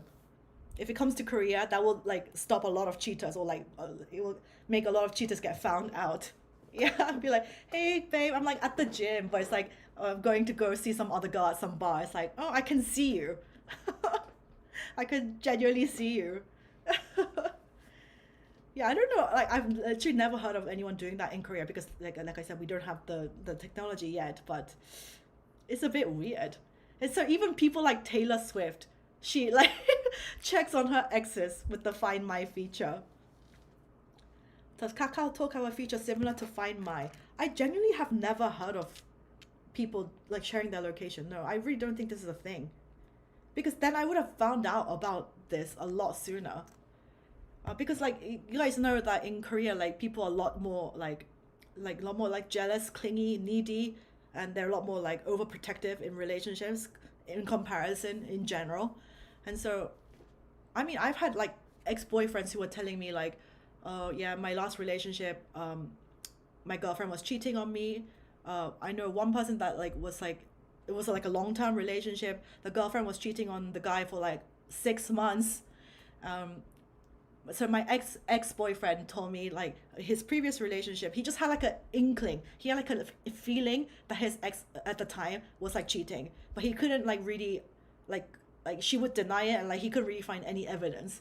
And then one day like he just went up to, because they also like shared their passwords on the passcodes on their like apartments and stuff, and he just like walked into her flat, her apartment was, and like she was like sleeping, like he found her like sleeping with a different guy.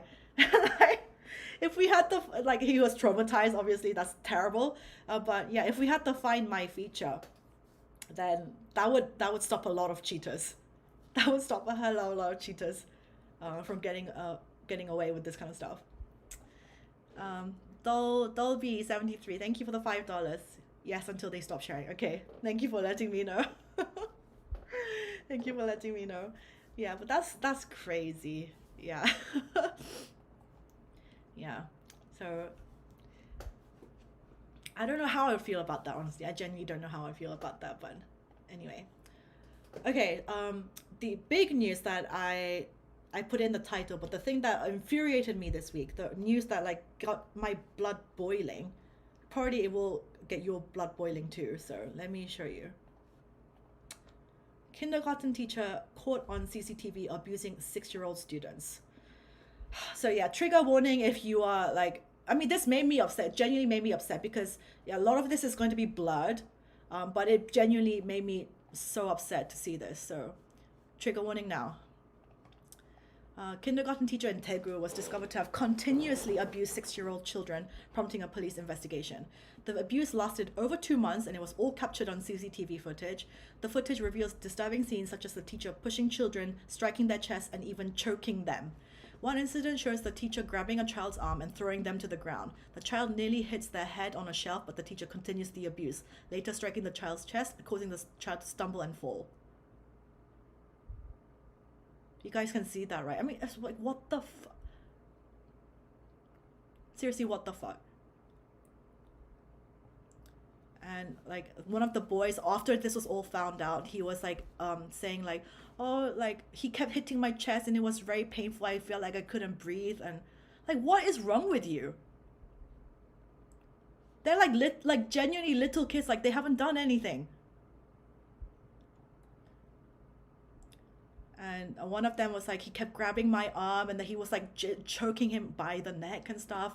Oh my god, I really hope like YouTube doesn't like demonetize this. But you can see how scared they are. Like, what the fuck? So yeah, more children suffer similar mistreatment. The teacher used a book to jab one child's stomach, and when the child began to cry, the teacher dragged them out of CCTV view. In another instance, a child was choked and struggled in pain after being released. Teacher repeatedly hit another child after pulling them out of a line. So parents of the children, upon reviewing the CCTV footage, expressed regret for not noticing the abuse earlier. The abuse had gone on for more than 2 months after the school year started in March. After noticing unusual behavior in their children, parents asked to review the footage and reported the incidents to the police. He's like just like throwing them around. Oh my god, like it makes you speechless, does it not? He's like literally flailing them around by the arm, and like that's the one where he's dragging the kid out of CCTV view. And imagine how like all the kids must be like terrified. This one is saying as soon as the teacher walks in, they're all just like standing in fear because they know they're gonna get abused. Oh my god, if I were the parents of these kids, I would be like out for blood. Like this makes my blood boil now, and I'm not even the parent. So this is like a big news in Korea, and like I saw a lot of Korean thingies on YouTube being like, surely how can it go on for 2 months by this teacher? Like surely the actual kindergarten must have known. Like you can't let this go on for 2 months without like not knowing about this, you know? That's crazy. And the kids, like, when they get, like, surely they will like cry and make noise, and they might have like bruises on their stuff. How did it like go on for 2 months without it happening? So I saw a lot of Korean people saying like they must be also in on it, or like you should also charge the other people in the kindergarten, because they just like went along with the abuse. So like, yeah, now it's like getting investigated and all that stuff. But it's like, oh my God, like this is so upsetting. So upsetting. And it's like, as the parent, you're like, you have no choice. Like, you're trying to provide for the family. You're putting them in here to the kindergarten or to the schools, and you're like, I'm working in the meantime. And then you come back and you find this is happening. I'm like entrusting my child's care to you, and like this is happening. It's terrible. Didn't he know he's been recorded? That's the thing also I don't understand. Like, you must know that there's like cameras in there, and you must know that you're gonna get found out about this eventually. Maybe he's just like a psycho that just doesn't care. Or maybe he just thinks that's like appropriate like corporate punishment. Yeah. Like strict strict teaching style, strict parenting, you know. And then I saw on one Korean community about, I don't know if this is like 100% true, so this is like allegedly, but I saw one comment saying apparently the general head of the entire kindergarten was saying like, oh, like it's good to have like disciplinary teachers. Yeah, people who are like strict and like they will instill discipline into the kids. That's what he said, which is insane. But this other thing that I brought, like, Korea back in the day, like especially my dad's generation, he said they would get crazy beaten at school. Obviously, that's not the case now. Definitely, you can't do this at school now because there's a lot more, like, parents will come in and complain, as in like elementary school kids. But he was like, back in my day, he said when he was growing up, the teachers would literally like slap them fully across the face. And I wrote some examples like how it was like in the 90s. Let me show you. So this is like the kind of punishments that they would have at school. So you see in the top picture on the left here, you see like the teacher holding some sort of like cane or whatnot. And then you would have to do like wall sits, and like, you know, this is like, to hold this position is like painful. And Jennie, you get smacked across the bottom with like some sort of a stick, some sort of cane. Oh my gosh. And then in this picture, he's like shoving a stick up I don't know what that is. But definitely I remember even like when I went to elementary school for like a year and a half before I moved to England. And okay, wait, let me just show you the rest of the pictures. I don't know what's happening in that picture. But slippers you can see being used. Yeah, a lot of wall sits, like slaps across the bottom and stuff. When I went to Korean elementary school before I went to the UK, if we did something, I remember there was one incident where we had like art class, and then after the 1 hour of drawing, we were supposed to like hang them up on the back of the wall. And for some reason, like we were in like groups of 6 or whatever, and then for some reason, like people in our group like lost their painting somewhere. They were like running around or something, and they lost their painting, or it got ruined, or I can't remember the exact details. But we got in trouble, right? So he was like, the 6 of you put out your hands like this, and then he had some sort of like a ruler or like a thin wooden stick thing, and then he would like put out your hands, and then we'd be like, eh, and then he would like come and like do like a smack with the thing, and be like, don't ever do it again. And so that I genuinely remember that happening. But that's like against the hand is like not so bad. And it's not like super hard to the point where it's like it's gonna leave like lashes or anything. It's just like a smack to shock you, and like it leaves an impression, right? Definitely, we were all like, wah, back in the day. And yeah, in my dad's generation, like apparently you get smacked with those kind of things on the bottom, on your bum. And the thing with, if you get it on your bum, because your bum has a lot of fat, usually it's like a more of a soft area compared to like, my dad literally said he would get slapped across the face. He said it was really bad back in his day. But obviously that was like in the 90s, 80s, like it's not like that anymore. There is no like physical punishment like that anymore, at all. So, but that the kindergarten thing, the thing is, like, if you're choking and like throwing them around, maybe in his mind that's like disciplinary teaching, but like no, just no. If you're like shoving them and like throwing them on the ground, no. So yeah, but in elementary schools, middle school, high school, like that cannot happen. So yeah. The person that I got beat by the most was my mom. To be honest, at home, if I did anything like really remotely bad, then like she would definitely like hit me at home. But it was like I never got like hit around the face. I think that's a bit like my parents had like a rule, like never hit them across the face, never slap them, because that was considered like so bad. But it was genuinely just like on my bottom. She'd be like, go and stand against the wall, turn around, and then she'd be like smack on the bottom with like a thing, you know. And then that definitely teaches you a lesson. But they never like slapped me across the face or anything like that. Or sometimes it was like turn around and like she would like slap me across like the back of my calves. And like that kind of hurts. Like definitely your bum is a better option than the back of your calves, because there's less fat there, and that definitely hurts more. Yeah, and then but that to be honest, it works. Like it definitely works in like instilling fear. One time I was like I had to do like an errand or something, and then she like just literally sent me out like the if we call Shimburum, and there was like a shop like literally right outside our house, and she was like, she gave me like some change, like I don't know, like otona, like $5, so she was like, go and buy something. She was also trying to like teach me independence or whatever, but it was like literally, it was like within our building but like right there, and so I just had to go downstairs and get it and then come back up. And then, so I went down, I bought the thing, and then I had some like loose cash change left, like samcheon or something. And for some reason, I was supposed to put it in my pocket, I guess, but I think it just like fell out, or it just like dropped. So I lost the like the $3. And so I came back to the house, and then she was like, she got the thing, and then she was like, where's the rest of the cash? And I was just like, oh. And then I was just like, oh, I think I must have lost it. And then she like lost her shit. She was like, I'm gonna teach you the value of money and how you can't be so like so like relaxed about this, and you're gonna and so she slapped me across my bottom and stuff, and I was like, weh. But it definitely taught me that I never did that again. Never ever did that again. It's like, now it's like, oh, okay, now if I have cash, I definitely must look after it, and definitely must like put it properly in that place and all this stuff. Yeah, and my dad would never hit me, but he would hit my brother. This is also another thing.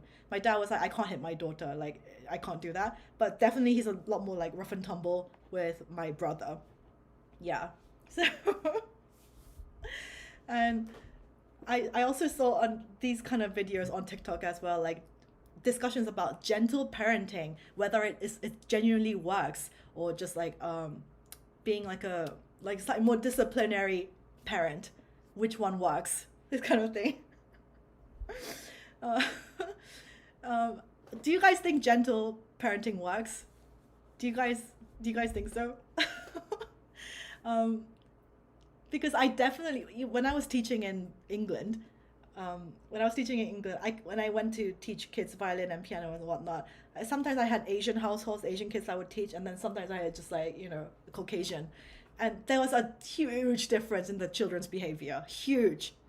It was so apparent to me. Oh, hi, Uncle Dan. Now Anna appreciates super chats.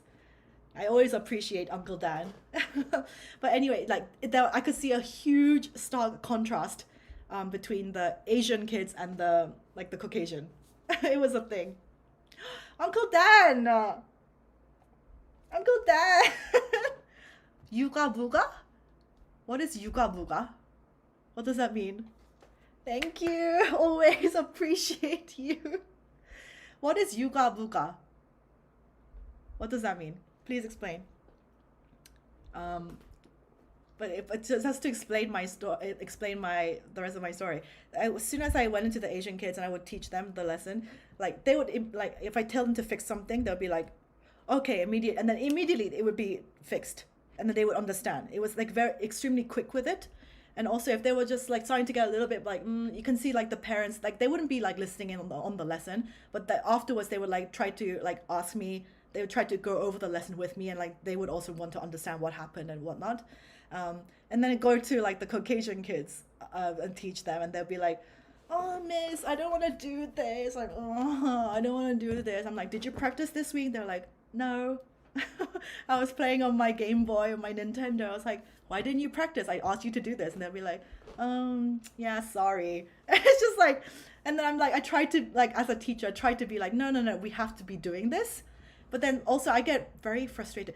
Like, if I tell them to do something like 50 times, and then they're still not understanding, it's still not getting fixed, or they still resort to like doing the mistake again, I'm just gonna like, oh, my God. And you guys know I preach about like stoicism and staying calm no matter what life throws at you. I think having kids is like the biggest challenge to stoicism. They challenge you. They test your patience. Even when they're like emotionally provoke you, you as the parent or the teacher, you have to stay calm. It's like you literally have to practice the ultimate stoicism with kids, because they can be infuriating, right? Even as babies, like when they're like literal toddlers, they could like without intention, they could suddenly just like smack you across the face. You know, babies like flail their arms. They can smack you, or like when they start talking, they can say like the meanest things, like, oh, you're ugly and whatnot. It's just like, and they can be so provoking. But you as the parent, you have to like not rise to that at all and just stay calm. Like, I don't have kids yet, but I can already imagine when I watch like parenting videos, I can already imagine you have to practice your utmost stoicism in these instances. And yeah, they're the biggest challenge, I think. Seriously. I really think parents, even when I see my cousin and she has 2 kids, I'm like, I play with them for 2 hours. I'm just like, I don't know how you do this. I don't know how you do this and not go insane. Genuinely, like, I utmost respect to any parents, yeah.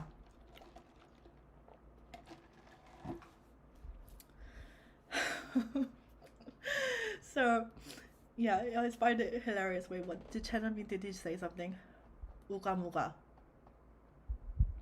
Priceless. Uga muga means priceless? Is that what it means? I've never heard that before. If that's what it means, I learned something new today. Thank you. So yeah, like I said, Asian parents will have way less of a, like we tend to discipline, basically. This is just a thing. And I see on like those comments on TikTok, like, yeah, like Black family, the parents will definitely be like more aggressive, or like Latinas, or yeah, Indian. It's just the concept of gentle parenting in Korea. I mean, I think compared to when I grew up, like my mom was very tiger mom. I feel like it's probably slightly less these days. People will try to take more, it still be strict, but like probably like less physical. It'll be more done with like the death stare. You know, when parents give you the death stare. But for some reason, like my mom was like the disciplinary like parent in our household, like because obviously you spend a lot more time with your mom as kids. And so she would be like more the yelling type, like this kind of type. But then for some reason, even though my dad never hit me or anything, as soon as he would come home, and then we would be, me and my brother, we like not behaving, or like we do something loud and annoying, he would just give us this look, like the scary dad look, and we would just be like, this is my personal opinion, you definitely need like a mom figure and a dad figure in a household. Definitely, the dad, definitely, he just has this energy. Even he never hit me, like I said, never hit me. But like if my mom was like being like, like you get used to it. So I'm not scared of her as much. You like you start ignoring her or whatnot. But with my dad, he would come and he would just be eating, and then we would be do something annoying. He's just like, yeah. And he like gives us this look, and we'd be like, genuinely, dads have this thing, this power. Would be like, go do something right now, and we'd be like, ooh. So it's like, it's different parenting, but like if you look up gentle parenting on like TikTok, it's like people have different arguments for this. Like some people are like, it doesn't mean letting your kids run all over you, but it's like talking them in a gentle way. It's like if they hit you, for example, it's like you have to talk to them like, mommy doesn't like you when you do this. mommy doesn't like it when you hurt her. Like, what made you, like, you have to like try to like stay calm and like talk to them in this way. But there's like sometimes it's like, I really think it depends on the kid. It really, really depends on the kid. Sometimes you cannot discipline like a really misbehaved child like this. Really, like if you have like a crazy, very high energy kid, you can't discipline them like this. And like in some instances, like if you're at a playground and like your kid is like hits another kid, like pushes them over or like hits them, it's like you're going to have to discipline them. Like you have to make sure they learn the lesson. You can't do that. You can't just be like, oh yeah, I'm really sorry. Like, especially if there are the other parents, they're like, oh yeah, but like my kid, I'm gonna like give them gentle parenting and be like, hey, so what made you feel like you had to do that? And like this kind of thing, like, no. My mom, she would have just been like, you insane. Like, but they say you shouldn't even like yell at your kid. Gentle parenting is like you can't yell. You have to just like talk to them. Oh my god, that was just like it, yeah, that definitely will test my patience. I agree, you can't snap at your kid for every little thing. You can't. You genuinely can't. You definitely need to have like, you need to have a control over your emotions. But I do for me, I do think in some instances you do need to discipline them. Genuinely. Or like, yeah, making them do wall sits. Or like making them like hold a squat. That brings you like pain. Like it's definitely uncomfortable. And once you like stay in a squat position, it definitely hurts. I think that's like a way to like discipline them. Or like, yeah, just like, yeah, do wall sits or like holding your arms out for a long time. Like that's like a way of punishment. But it's like, yeah. But like I said, I don't think it's so bad. Like if your baby, your toddler goes into like, it's like sucking on their fingers, and if they like go and like goes into like a wall socket, you have to give them a slap on the wrist. I'm sorry, because you have to first of all immediately remove them from the situation, and that slap on the wrist is going to make them know like for sure, like never ever do that again, ever. Seriously, it's like a slight shock. That doesn't genuinely like, I don't think that's abuse for me. That it's just like the shock of it's just the sound and the shock of the action that doesn't genuinely like hurt you. You know what I mean? I don't know. So these are the kind of thoughts I'm having recently. Like, will I be a good parent? Genuinely, will I be a good parent? Because you guys know I'm like ENTJ personality type. I'm sorry to bring MBTI into this, but like I'm very like kind of type A. I have backup plans for plans. I like to be very organized. I like to be very time efficient. So I can imagine myself kind of being like, I'm probably going to have high expectations of my kid if I want to have my kids. So I probably, whoever like my partner is, he's going, like they need to be slightly more gentle. I really don't think I'll turn out like as like crazy as my mom, because my mom definitely was like not stoic at all. She didn't really have control over her emotions much. But I do think probably if I were to have kids, I would probably have very high expectations. Everyone take a shot because I mentioned MBTI. But yeah, genuinely, like I think parenting, like nobody's ready for that, right? Nobody is seriously ready for that. You experience it. Like you can definitely like read books and like look up parenting styles before like while you're pregnant and decide like which one's the best for you. But I think it's just parenting is just something you learn as you're experiencing the thing. Seriously. You just have to learn with the job. Gosh, yeah, I just have the utmost respect. Seriously, utmost respect. I don't know how my parents did it. And like, I think I was pretty good as a baby. But when I reached my teenager years, you know, when you go into your moody, like emo, hormonal phase, I was quite like the devil to my mom. I would just like, I would have constant arguments with my mom. And it was very frustrating for her. But like, when you go into your teenager years, I was like, oh, I don't even want to speak to you anymore. Like, just leave me alone. Like this kind of thing. And then you get over that phase. Hopefully you grow out of your hormonal phase and then you become, you know, your brain develops and you start to become okay. But like, I think I was fine as a child. And I was I just did as I was told. And then when I reached like 12, 13, I was just like, became very rebellious. I was like, I don't want to listen to you. Like, don't talk to me. Like, you don't know anything about anything. I was like this kind of teenager. So, and my brother as well, he became very like very moody. He'd be like, you know, boys become very like silent. They just like retreat into their rooms and this kind of thing. Which is harder, genuinely, if any of you have kids, which is harder, like the toddler, like the young age where, like, you know, they're learning everything, is that like the harder part, or like the teenager period is like the harder part? I genuinely don't know whether the young kid phase is harder, but like, you know, sometimes you go on flights, and I've been on so many flights where I had to sit next to a baby. Oh my god, that does test your patience, your stoicism. But it's like, I don't, obviously you feel bad for the mother if they're crying the whole flight. No mother is going on the flight being like, oh, like, yeah, I'm just gonna let my baby cry. I can see that they're like crazy anxious, and they're crazy like, oh my god, so embarrassed that this is happening.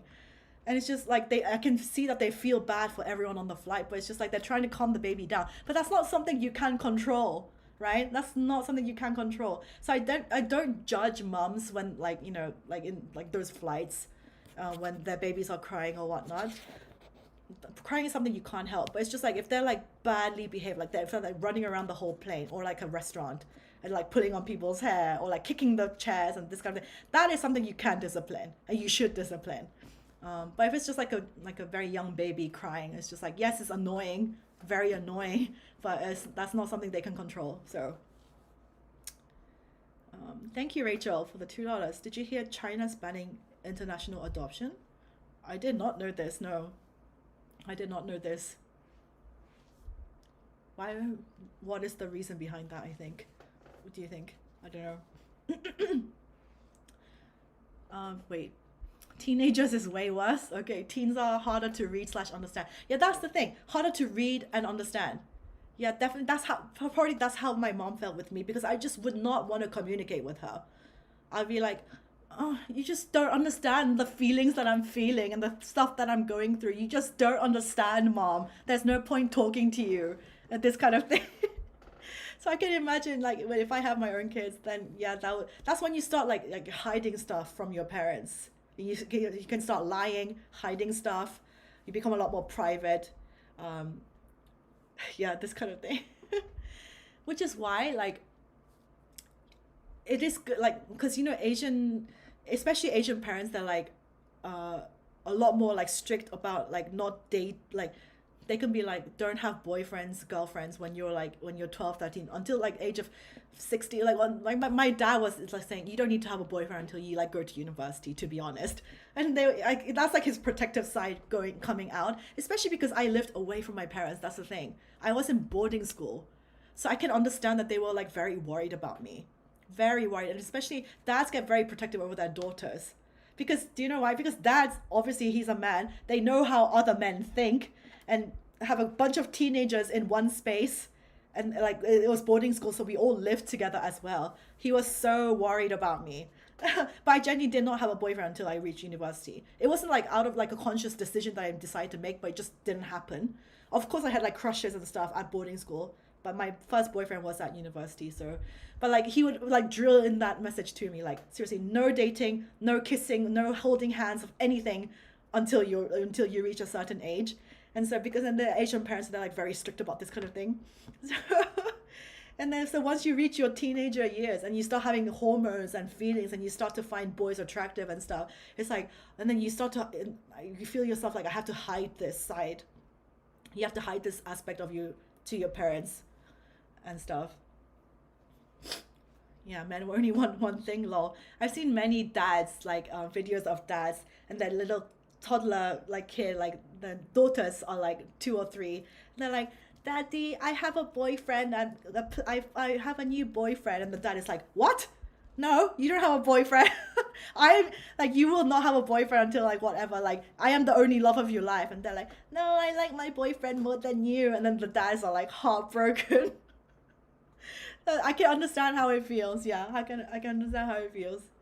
apparently, like, so when I had my first boyfriend at uni, it was my first year, and then I dated him for like maybe like 6 months, and like a couple of months, and then I told my mom over the phone, and my mom was like, oh really, like who is he? She was just like interested. And then I just talked to my mom. I didn't tell my dad, but she ended up telling my dad. She was like, by the way, like she apparently she has a new boyfriend, like a boyfriend, and apparently he was like at dinner, he was like and then he got like a bottle of soju and he was like drinking like she's like, they've grown up too quickly. Who is this? I've like, you know, provided. I'm like the dad, like I grew up like, you know, provided for my daughter and my kids. Who is this like random boy coming to take my daughter away? Like that's how parents feel, apparently. Apparently even some moms feel about that when their sons get daughters. Like, I raised you, I fed you, you know, I clothed you, whatnot. It's like this new random girl coming and he's like fallen in love with her. He doesn't have like the same amount of love for me or whatever. Apparently that's how parents feel when like your kids get their first boyfriend, girlfriend, whatnot. I don't know because I'm obviously not a parent yet, but yeah, apparently my dad he felt like he had like a weird mix of emotions when he found out that I had like my boyfriend. Now genuinely he doesn't care. He's used to it now. Yeah, this is like kinesiology tape because I feel like I have like carpal tunnel or like some sort of pain. It helps with the pain. So yeah, I it's gonna be interesting. But now I talk to my dad freely about my dating life. I'm like, Dad, I'm seeing this new guy. He's like, well, who's this one then? Tell me about him. Now he's used to it. So, oh my gosh, okay, it's almost 12 now, so I've been yapping for 2 hours. So there wasn't much other news. Okay, well, like I can talk about this one really quick before we end. This was news. I think me and David talked about this. He opened the airplane door during an Asiana flight. Literally no idea why. Still unsure what the purpose for that was. But he has to pay $500,000 in damages. $500,000. I mean, that's a lot of money. But I mean, he could have he could have crashed the whole plane, caused death upon all these people. Luckily, no one was hurt. Nobody died. There were 194 passengers. And he literally just emergency slide and then the door opened and some people had breathing difficulties. But yeah, now he has to pay $545K in damages. My gosh, that kind of money, like how are you gonna pay that off? That would like, I would just give up. Like some people like never make that kind of money in their lifetime. How are you gonna pay $500,000? But yeah, I mean that's a serious like thing that he did. He could have literally killed absolutely everybody. So yeah. Okay, this was funny. Did you guys know this will be probably the last thing I talk about. Do you guys know Park Seo-joon? He is a famous Korean actor. He's in a lot of Korean movies and dramas. Park Seo-joon, he was in Itaewon Class. He was in the movie Parasite. You guys know Park Seo-joon, right? He's also friends with V. Park Seo-joon. Yeah, one of the most like popular Korean K-drama actors. This is Park Seo-joon. So that's him. And then there was like this video uploaded. It was like a Korean show. And the concept is like these two are on the left are two Korean like comedians and celebrities. They just dress as shamans. It's kind of a talk show and they have people come in and like talk about like some of their worries and stuff that's going on with their lives. And this kid comes in and apparently he became viral because of one social media video. And they're like, what is your worry that you're concerned about these days? And he was just like, he said, people think I look like Park Seo-joon. And then when he came in, and then the other two, they were like, you don't need to be worrying about that because they were like, you don't look like him. They were saying you don't look like him at all. And in here, in here he doesn't look like very much like him. So they were like, you're being kind of like delulu, like you don't need to be worrying. But then he said he has a special facial expression that he does that makes him look exactly like him. And they were like, okay, now that facial expression. He looks like Park Seo-joon. Yeah. That genuinely looks like him. In that angle, with that face, with that expression, he does look like him. And then they were like, oh, they were like shocked. They were like, suddenly, yeah, now you look like him. And so apparently, somebody posted that video on Instagram Reels, and that video got like 5 million views. And so people have nicknamed him like the Temu version of Park Seo-joon. And this guy was like, you should walk around with that facial expression all the time. I thought that was hilarious. But when he's just normally talking, he doesn't look like him. Anyway. Anyway, I thought that was funny. So yeah, that was basically all. There wasn't really much else. Yeah, so, and I've talked for 2 hours. Join next week. Me and David will be together. And Kim Bum. Oh, yeah, he does look like Kim Bum. I know who that is. Yeah, he does. He does. So yeah, guys, thank you for joining this live. We'll be back together, me and David, next week. And yeah, thank you for the support, and watch out for the video hopefully going up soon. Temu version is crazy. Yeah. Anyway, have a good week. Bye bye.